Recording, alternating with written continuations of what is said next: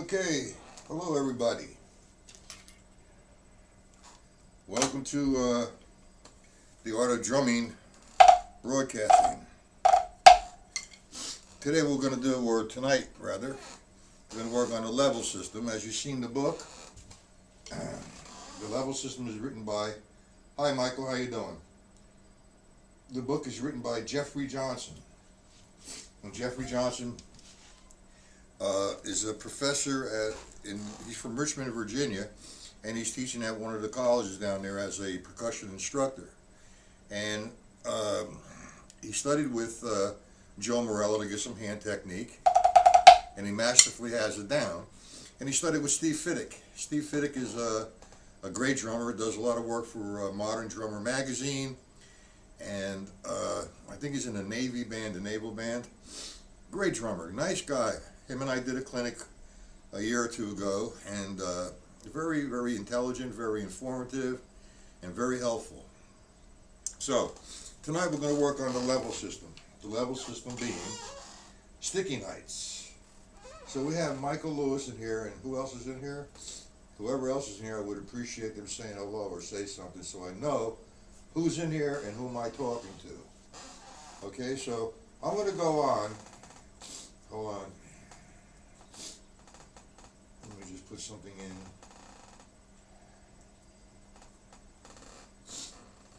Brandon, how are you? Okay, so we have a couple guys in here, and we're going to learn, or we're going to talk about the level system. When I talk about the level system, it's also controlled strokes, sticking heights, or sticking positions. And before we get into the actual system itself, there's some prerequisites that you need to know. And those prerequisites are sticking heights or sticking positions. Now, there's the full stroke position, which is about 90 degrees. It's a right angle, actually. It's 90 degrees from the surface. And when I throw the drumstick down, the stick comes right back. And I throw it down with some sort of velocity. I don't just drop it down like so. And what I do is, when I throw it down, I follow the stick back and stop it from going any further. So in reality, my hand is faster than the drumstick in order to have it come back and receive it. Now I get a pretty loud sound from that point because of the distance. And it's like the laws of physics. For every action, there's an opposite reaction. Here's the action is I throw it down and it comes back. Okay, that's called a free stroke, but this position is the full stroke position. I throw it down and utilize it, it's the free stroke. Now the next stroke is a downstroke, which simply means I throw the stick down and I prevent it from coming back up. So I'm at 180 degrees. Now when I brought the stick down, I did not tighten my hand up. I just stopped the stick. Okay, now notice that the free stroke and the downstroke sound the same because of the distance, and that's what you're looking for. The free stroke and downstroke. The next stroke is a tap. I strike the drum from this point, and it comes right back to the starting point. It's a lighter sound. So we have the free stroke, downstroke, and tap. And the next stroke is the upstroke. The upstroke is for me to get in position for the up-and-coming accent or for the up-and-coming different dynamic. For example, if I was playing fortissimo, I would hit this. If I was playing piano or pianissimo, I would be hitting this. So if I want to play one note, say forte, fortissimo, and the next up-and-coming note, piano or pianissimo, there's something that happens. It's a downstroke and an upstroke. And I went over this with a lesson from the stick control book. Now notice that the two sounds are consistent, the downstroke and the upstroke. Downstroke is heavier, the upstroke is lighter. Now one thing I've noticed on some videos that I've been watching in the last 1,000 years about sticking heights and sticking positions, and I just don't understand why this is done. Because what happens with this kind of method, there's an additional movement, and I think it creates some sort of tension. they throw the stick down, they follow it back with the finger out and come back in, like so. Now, it's a stroke and release, but when I grab the stick again, it creates tension here. And we don't want that. It's one motion, down, it comes back up. I hold the stick tight enough, okay, so I can control the stick, and loose enough so I make the sound go out. Because that's what creates sound, is vibration. If I hold the stick tight and I come from a full stroke to a downstroke and hold it tight, you can hear the difference in sound, plus all this is tight. So the sound, instead of going outward, the sound went inward. And I'm not going like this. I don't know why that's done. I see a few people do that. Okay. Do we understand that so far, gentlemen? Michael and Brandon and whoever else is in here? Now, that's the sticking position, sticking heights, and they're called control strokes. The position is this. That's a full stroke position, half stroke position, and a quarter stroke position. And there's a whole spectrum from here to here of sound. From that starting point. I'm not up here like this, and this is no way a molar thing. I don't know what molar is. This is sticking position, sticking heights, and this was taught to me by Joe Morello, who was taught by George Lawrence Stone, who I have to give Joe Morello and George Lawrence Stone 1,000,000% credibility. Okay, and this is the way we all play, whether we realize it or not. It's a natural way to play. If I'm playing here, I'm getting one sound. If I want to produce a louder sound, it's just natural that I have to bring the stick up and come down from a different position. It's a simple process. If we're playing this, I'm going to play slow. We play this and we want to nail some accents, well, something's going to occur.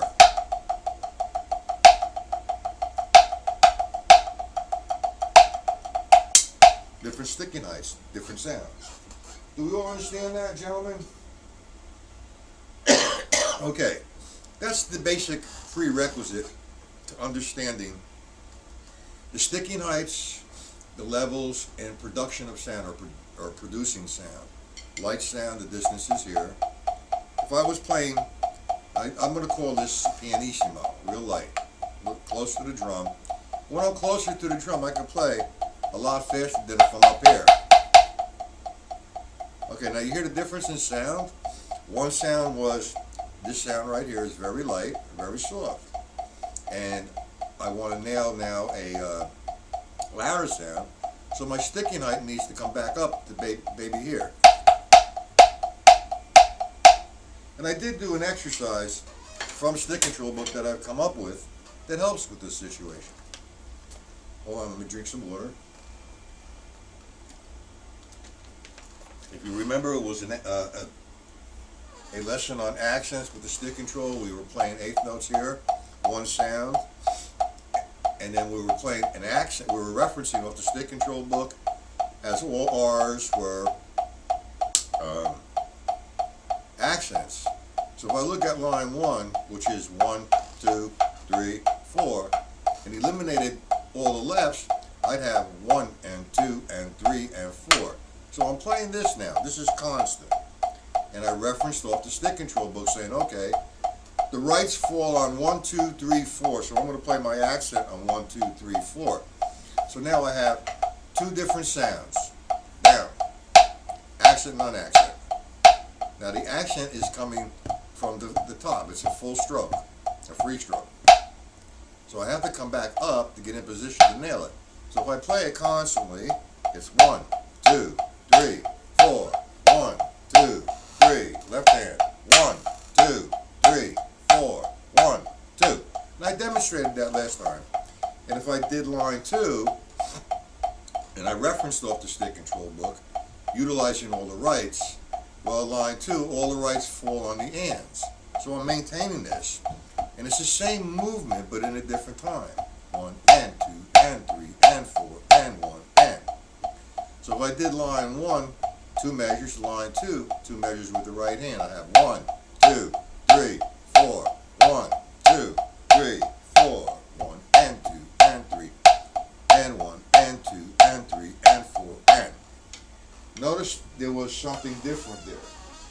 I set myself up to get in position to hit the up and coming accent with the reversal instead of the 1, 2, 3, 4 on the ends. It was 1 and 2 and 3 and 4 and.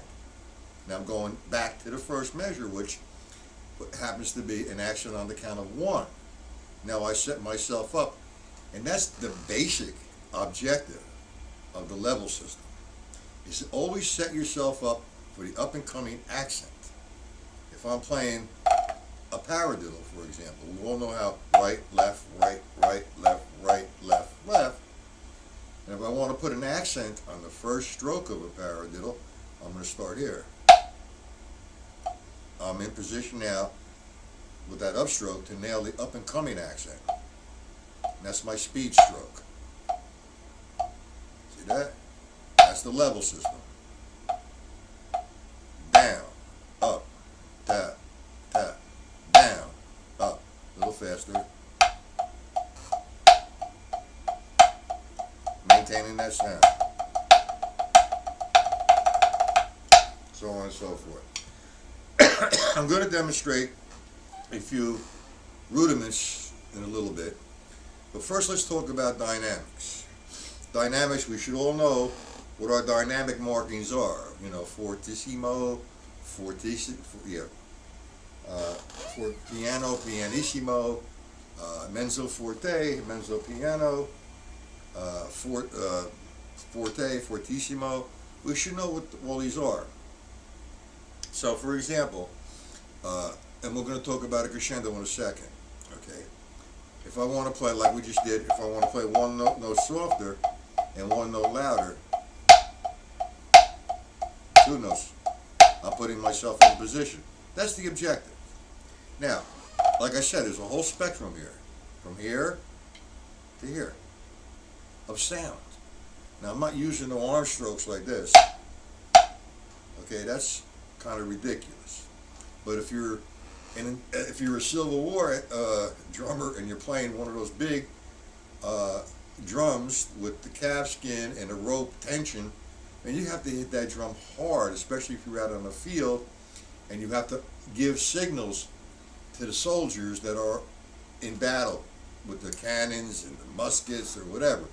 And that's who Sanford Moeller studied with, was a Civil War drummer. Now, Sanford Moeller himself was a really fine musician, good drummer.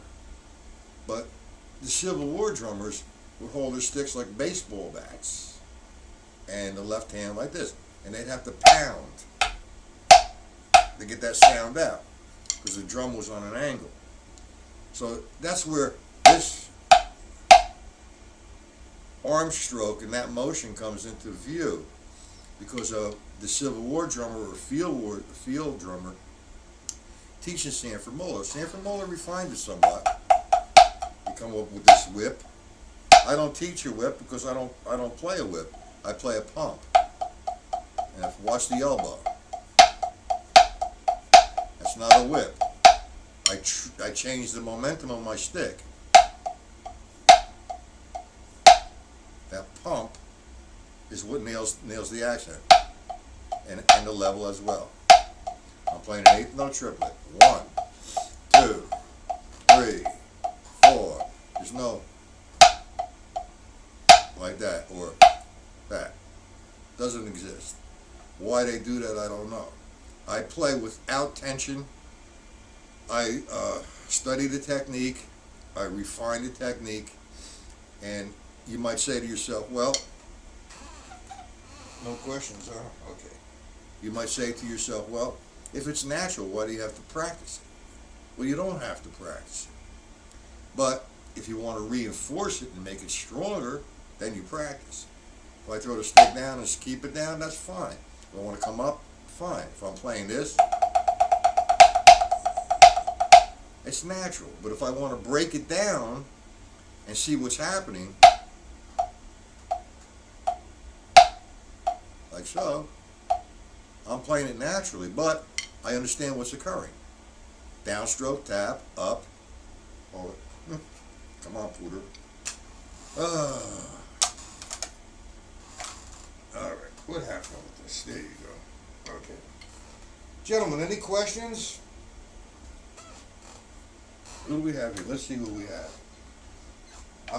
There's a lot of guys who are on, but they're not in the chat. So some guys can't get the chat only because of the fact, I guess they're viewing this from an iPhone or an iPod or iPad, whatever you call those things. Okay. Brandon, or is that Brandon? WC?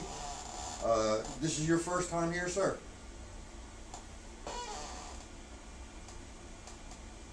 Hey, Mr. McNeely, how are you? Are you late, or you just got here, or?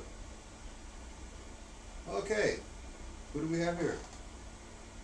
BWC, all right. I don't know your names, but well, that's exactly what it is from the phone. But did you catch everything I was talking about? The full strokes, the down strokes, the taps, the upstrokes? You know, their control strokes. This is basically the level system. Okay, what you have to do now, you got to slow down in the chat, or the chat itself will suspend you for about a minute until you can make another one. So, kind of think about your questions, put them down, and then shoot them. So everybody's been here. Everybody has understood what is there any questions to where I've gone so far? Now we're getting, okay, good. Now, and this is Matt, not sir. Thank you for being very polite. That's very nice of you. Anyway, this afternoon we had a crowd in here. I guess everybody wants to know what the level system is. And whether you want to know what it is, that's great. But we all play that way. This is going to be recorded, BWC. It's going to be recorded, and you can always view it later on. Okay, so now, we've gone to this point, and I'm going to play some rudiments other than the paradiddle. First I want to talk about crescendos, decrescendos. Now we all know what a crescendo is. Hey, a long day. We all know what a crescendo is. What we're doing is we're playing one volume, say soft, and we want to eventually go to a crescendo to forte. So I'm saying piano to forte, and back down. Now you see the spectrum in here. When I played from the pianissimo to the fortissimo, or piano to forte, whichever you want to call it, there was that whole difference of sound on the journey getting back here. Look. Now don't be disillusioned here. That was not a seesaw. Okay? It's when I play a different tempo, it's an illusion of a seesaw. But look, I lift my hands out there. I'm not lifting, I'm following. And my right hand and my left hand are coming down from the same point. That's what gives me the equalness of sound. If I want to play here, my hands are equal distance to the surface. So theoretically or scientifically, or according to the laws of physics, I should produce the same sound on the right side and same sound on the left side. Now if I get higher, you get a distance, the difference, so I have to straighten that out. And that's one beauty about the stick control book. It's teaching you how, no matter what sticking pattern that you play, the right side and the left side should be equal.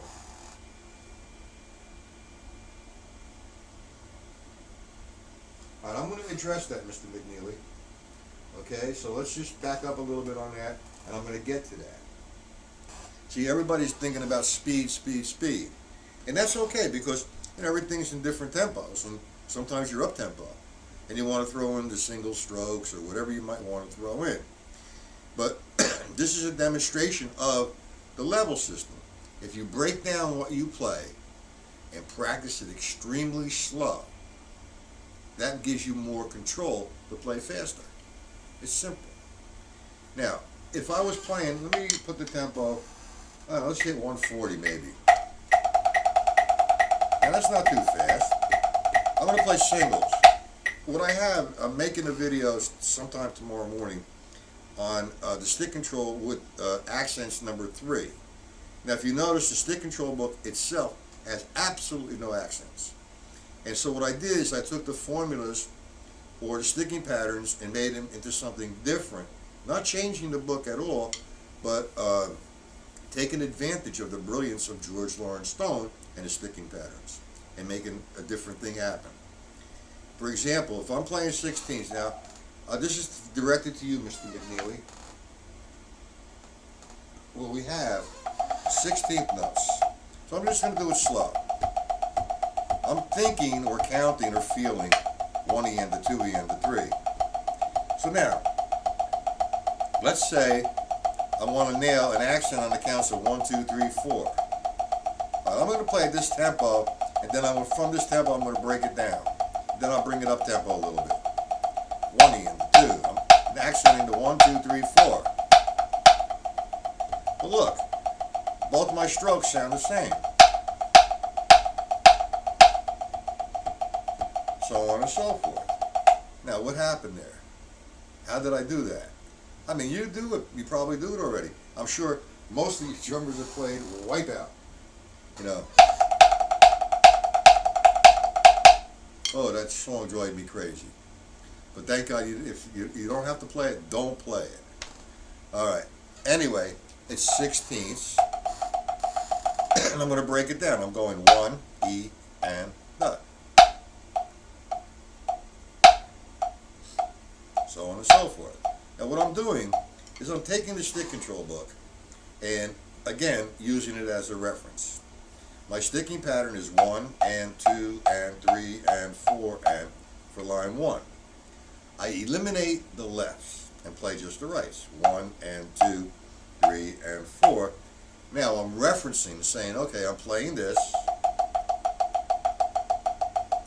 And say, okay, now I want to play accents now on the count of 1, 2, 3, 4. So I'm going to do it slow. 1, E, and the 2, E, and the 3, E, and the 4, E, and the. That's what's occurring when I'm playing this.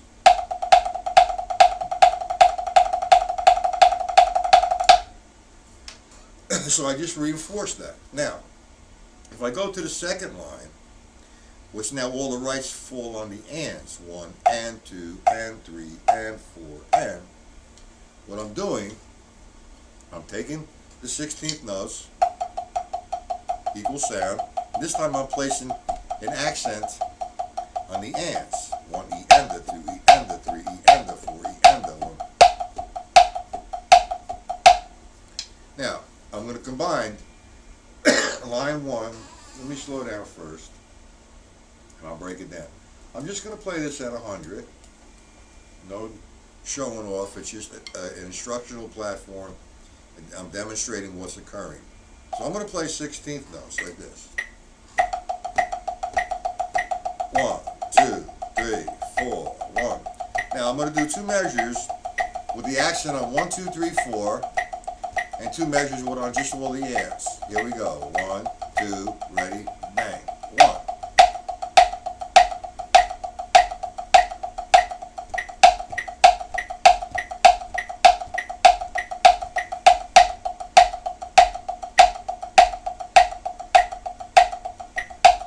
Now, I'm playing it pretty hard. I can play it down. Let me up the tempo a little bit. Let's go to 132. That's. And I'm going to play it lower. Lighter sound. But notice still, both my sticks are coming down from the same point. So I want to lighten up on the accent.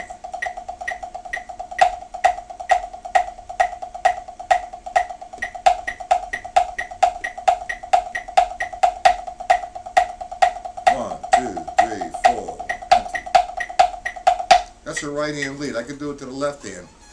But the object is what I'm doing. I'm maintaining the levels inside of that. If I'm playing the accent on the 1, 2, 3, 4, this is what's occurring. 1, E, and the. Regardless of what speed I'm at or what sound I want. If I want a loud sound, I'm hitting. If I want a softer sound, the accent is not that heavy, but it's still occurring. Now, I play that twice, and I make a change. I'm going to play the last measure. I'm going to play 4 E and the going into the second line. 4 E and the. Now notice I'm still down. I didn't come up this time because now I want to nail the accent on the and. So it reverses itself. Now 1 is going to be an upstroke. 1 E and the. 2 E and the. 3 E and the. 4 E and the. No matter what sticking pattern you have, in order to get a better sound and more control, the level system is in there. Now, that's just a very simple kind of platform, the line 1 and line 2. When I go to line 3, that's two accents in a row, 2 right-hand accents in a row, so something else happens. Let me explain that.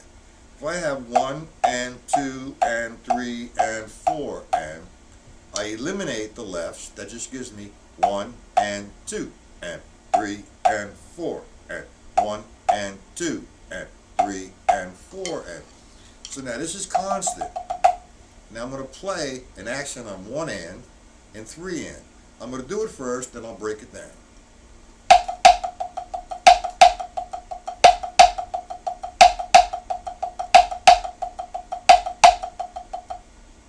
Now I hit the accent pretty hard, and I kept the strokes lower so you could definitely hear the difference.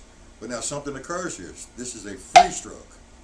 Tap, down, tap, tap, tap, up, tap, free stroke. So on and so forth. So now if I play that, let's say at 132. I go faster, but I'm not going to do that. I just want you to see what's going on. So we have 1, 2. Now I'm going to accent 1 and 3 and. 1, 2, 3, 4.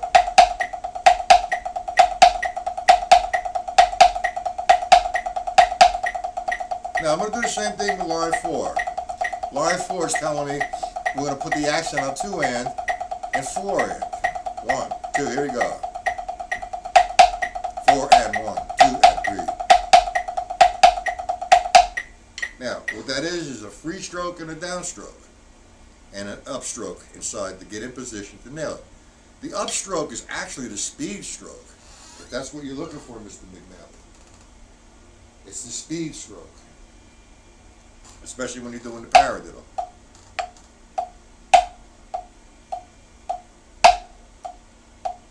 Like I see, and I keep saying this all the time, I keep seeing the videos of, this is the single paradiddle.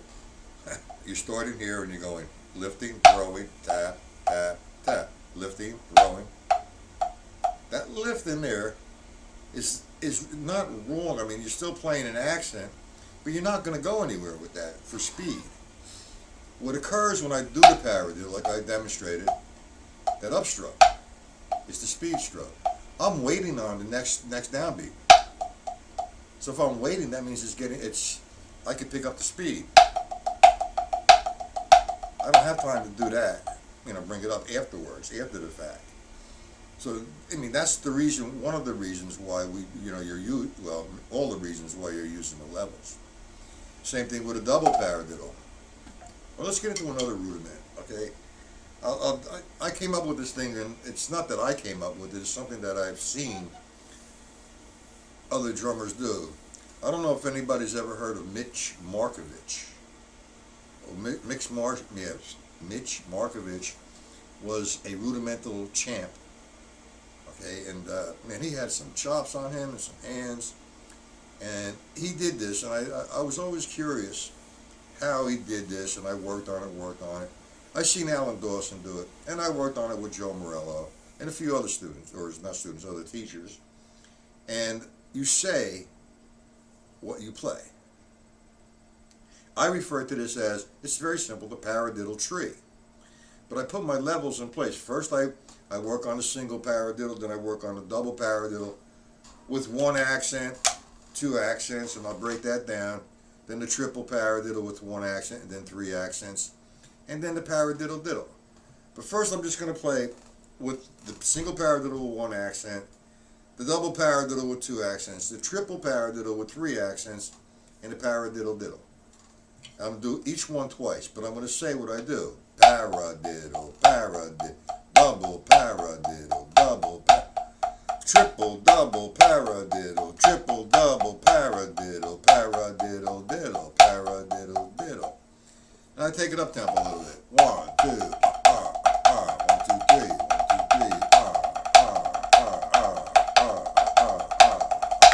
so on and so forth.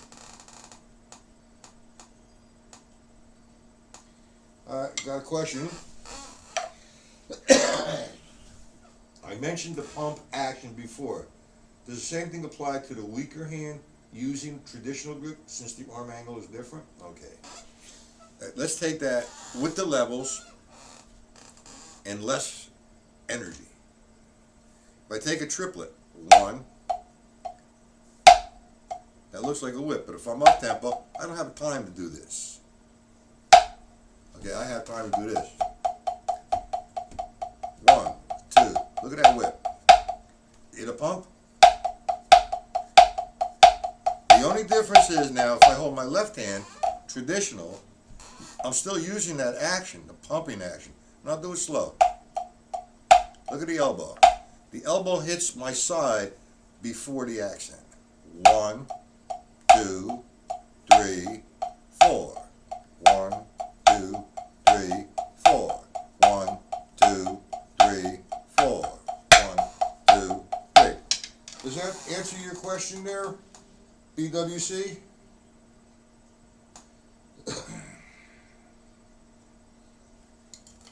And there's another question here that someone needs to take their time. And we're all drummers and we're all a little wacky because we sit in the corner, we bang on a drum pad or we bang on drums. And everybody wants instant success. And trust me, so do I. But this is hard work. I will do it again, okay, BWC? It's hard work. And you have to be consistent and you need to slow down. That being, when you do something slow, it takes more focus and a lot more control. You're strengthening that control. So, and you have to remember this, and it's one of my sayings, and it's not only my saying, but it's most other guys' sayings. Without control, there is no speed. The more control you have, the faster you're going to play. I don't know how fast anybody wants to play. If you put burning tunes that fast, that's insane. Singles, what, at 120, 130, 140, 30-second notes? That's moving. I have a few more videos I need to make. I have actually 2 more. One is going to be with the one I just demonstrated, using the 16th notes as the bottom, and then 16th note triplets or 8th note triplets. Now, let's talk about one more. Well, it's almost time. I don't believe where the time goes. Anybody want to me to demonstrate something that they're not certain of? When you say 120, Mr. McNeely, is that at 16ths or 30 seconds? Because if it's 30 seconds, that's moving. Huh.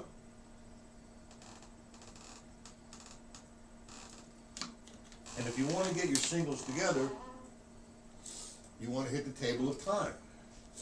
And we want to do half exercises, bringing them into the finished product. Well, 16ths, that's okay. Where's that at? 120? Well, you have to remember, if you want to develop speed, which, speed is speed, nobody plays for 3 minutes at 9,000 miles an hour. They want to execute something that they hear inside of the tune, maybe for one downbeat or two downbeats. But if you're playing this, and let's play that 120, okay?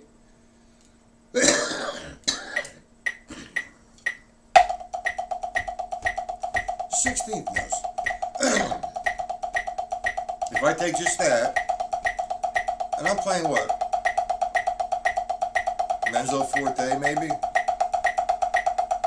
And I want to take my left hand away. Watch what happens. Hello, Mr. Van. That's a right hand lead.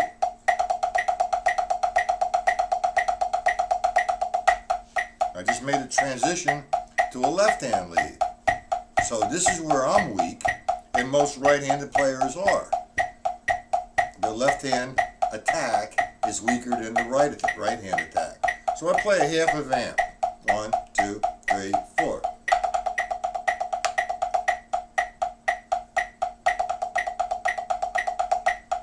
Nice and relaxed. Now, there's a lot of different exercises. Let me just give you a little story about the vamping in the 16th notes. Way back in before the Civil War, I had a metronome called, it was the Franz metronome. It had a dial in front of it, and it only went to 208. And I was a hotshot kid and whatever. And you know, when it made the tick, there was a light that would flash on the top. And like I said, it only went to 208. So I was working on the stick control book. I think it was page 10 or 13. Where you have the 8th notes and 16ths. Let me get that out. If I have this, the control book, here's someplace. Oh, there you go. Okay. This is for your single strokes. And you could play accents all you want, and we'll give you some exercises with accents. If you have the stick control book, come on, stick control. And you want to go, say, to page. Let's go to, all right, let's start with page 10. And we're talking about single strokes. And we'll get into a nice little series of exercises here. All right, page 10. We will have that, gentlemen. And I'm going to do this at 120. It's a combination, a short roll combination of 8th notes and 16th notes. So if you notice that from 1 to 12, it's just basically the same kind of sticking pattern as page 5. She changes after, well, I guess on 13 they missed the line. Anyway, line 1. And I do this, let's do it without the metronome. I do this at different levels. First I want to start in full strokes.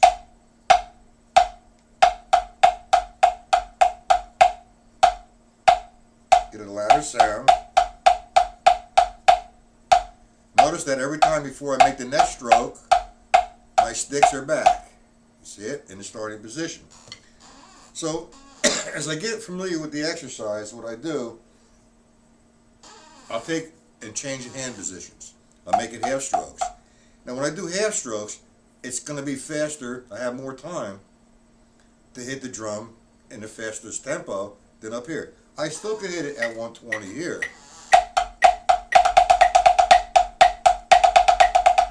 That's moving. But I want to come and say down a little bit. And we have 1, 2, 3. Here we go. 1, 2. Nice and relaxed.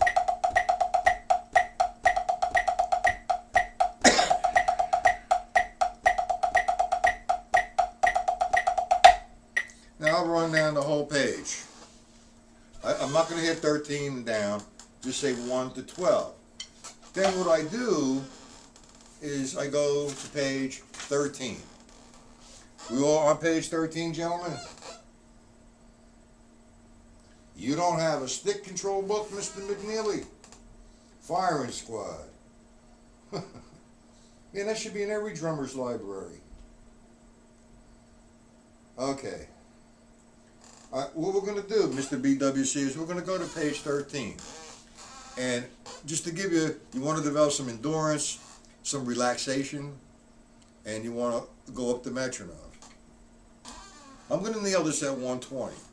I'm on page 13, line number 1. It's a 4-measure increment. And I'm going to play it here.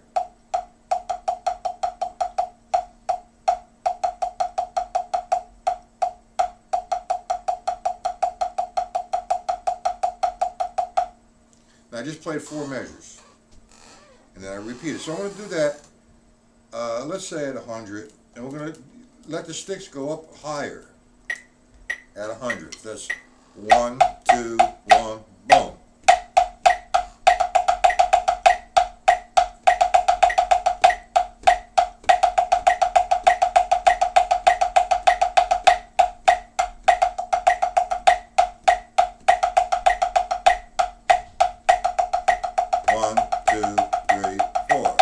Now notice, both my stick heights are the same. So on the right side and the left side, I'm getting the same sound. Now I'm going to play this at pianissimo, and I'm going to use a crescendo. I'm going to graduate to fortissimo, and then back down again. And you should see the array of levels in there like that. Okay, so bear with me. I'm sort of winging this one. 1, 2. I'm just going to play the line. 1, 2, 3, 4. A little higher. Higher. Higher. Higher. Back down. I don't want to make it too swift, which I just did. I apologize. But that, if I was just doing 16ths, I got to play that one a little faster. Let's go to 120.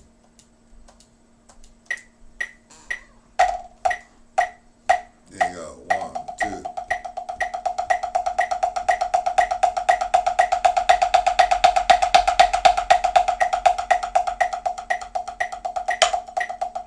Sorry.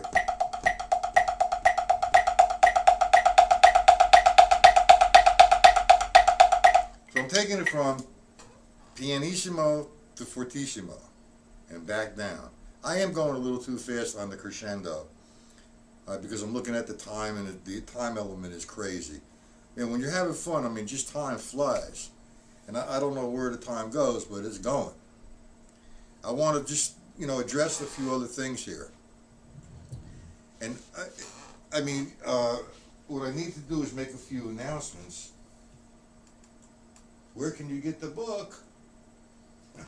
Any local music store, I guess, Sam Ash or Guitar Center. If not, just go to Amazon.com. And I think the book is like $13 now. When I first bought the book, it was like $1.25. Like I said, that was over 100 years ago. All right. Luciano, how you doing? You missed a lot. Sorry. No problem. Okay, just a few announcements. Now, I just confirmed today, I don't know if you gentlemen are familiar with a Mark Walker. He's in Japan right now, and he's on tour. He's a professor at Berklee College of Music. And he's coming back, and he's got a couple of gigs in New York City. When he comes to New York City, he's going to be doing a live online lesson at my site. And that's going to be free for everybody. And I'm trying to get some perks, and we're going to have giveaways and all that good stuff. Then I have Mike Clark. He's going to be doing one. And Rob Wallace. Does anybody know who Rob Wallace is? We've all heard of Hudson Music. Now, whenever I'm doing a live event with guys like Mark Walker and definitely Mike Clark and Mr. Wallace, we're going to do giveaways. Okay? And it's going to be on my site. It's not going to be here. Like I said, the only reason why I'm doing this on this site right now is my site is down until September. That's okay. We're all behind, because of the fact of the lag in here or the delay. What's going to happen is I'm going to continue to do YouTube lessons. But when I do YouTube lessons, it only can be on a drum pad. I'd like to go onto the drum set and do a drum set application of what I'm showing you what I'm doing. However, I'm going to occasionally open it up for free, but if you want to, feel so inclined to, you want to join and become a member, it's $14.99 a month or $59.99 for 6 months. What happens is you're going to get 2, 4, 6, 7 lessons a week times 4, that's 28 lessons for $14.99. If you want to get, and you want 14 lessons a week times, was that 4? That's 16, 56 lessons a month. I'm going to give you the website. If you're there and want to visit the website, which you should, I think you should just at least sign the guest book and tell me you've been there. Hold on, let me give you the.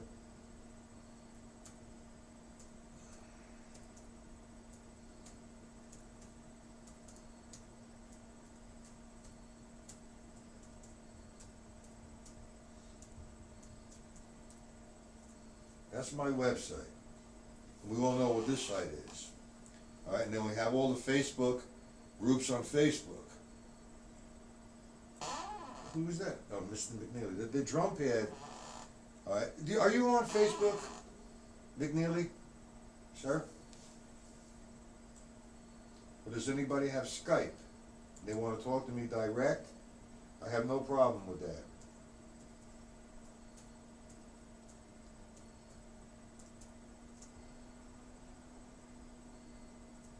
That's my Skype contact. If you'd like to talk to me on Skype, we can talk. Now, as far as the drum pads are concerned, this is a layered system that I have here. It's 3 drum pads. I used to use the real feel drum pad, but I find that the rubber surface is too much rebound. Oh, okay. We could talk a little bit more, all right? And my email, you want my email, I'll give you some PDF sheets. Hold on. Binga bonga.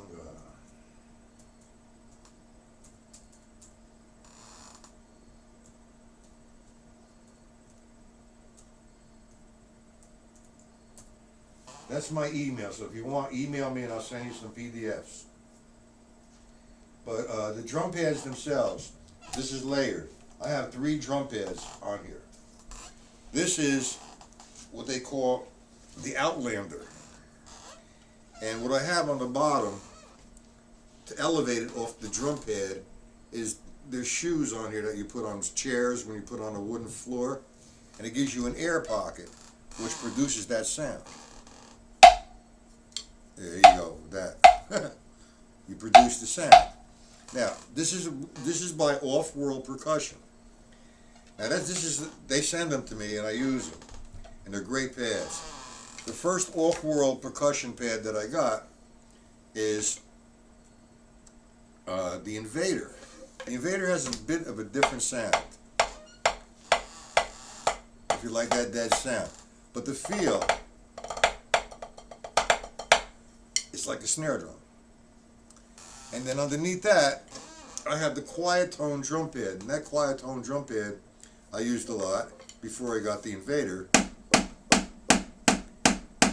And that gives you a feel of a drum as well. That's the Quiet Tone. Now what I do to house my Invader was to put it on top of the Quiet Tone. And then I put this guy on it and it gives me the sound that I like. And it's great because now I could hear what I do. Now to purchase that, you have to go, and I'm not trying to sell anything, you know, it's offworldpercussion.com. You can go there and check it out. But anyway, do we all have questions?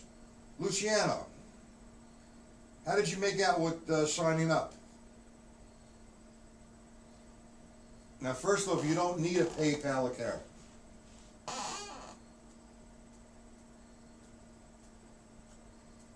Well, you know, I had that. You know what? I would play I would play drums in an apartment way back then. And 2 o'clock in the morning, I had the cops come, and I just stopped.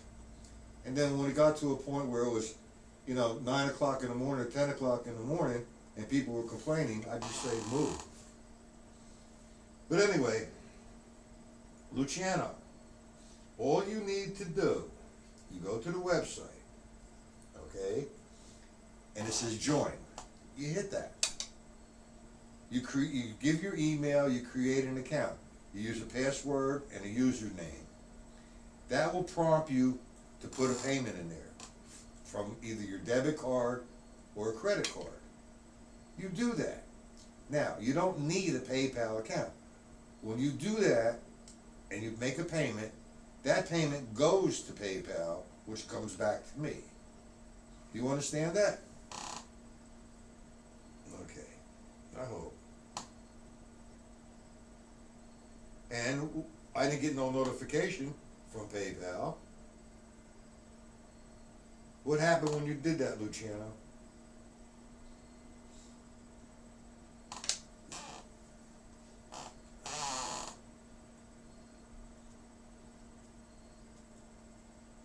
And I'm going to put everybody who emails me on my email list and notify everybody. What's different in Argentina? I don't know what's different. I didn't receive a notice from PayPal that you paid. Anyway, Luciano, what program did you get on? The $14.99 or the $59.99? Which one did you get on?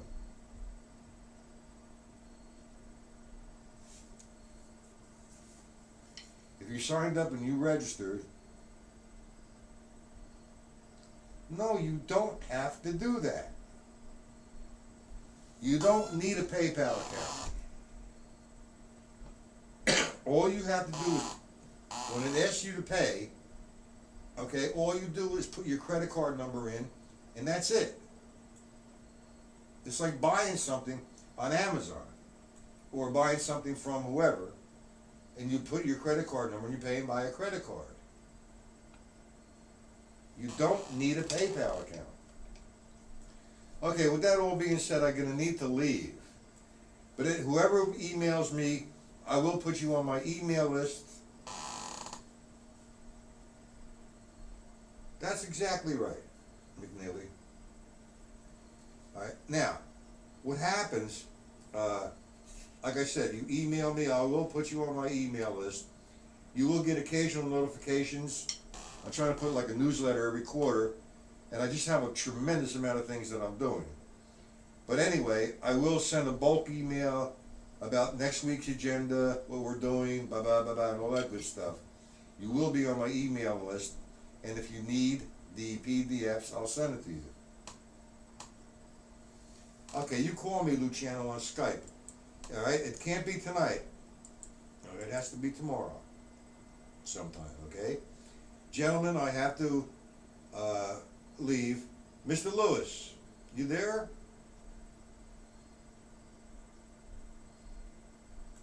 And Brandon.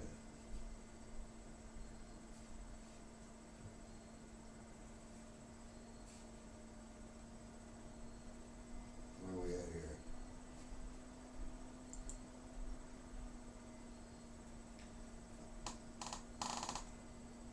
Did I help you out somewhat, Mike? And whoever, I just hope I gave you some sort of insight.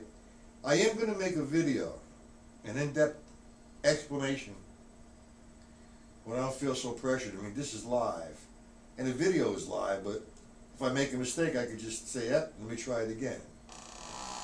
Okay, but I will make a video. Now, you could watch the 1 o'clock lesson, and this is going to be recorded, and it'll be on my site. So just, subscribe to my channel, everything is cool. All right, gentlemen, have a good night. Any questions, email me, or if you have Skype, contact me. We could talk one-on-one.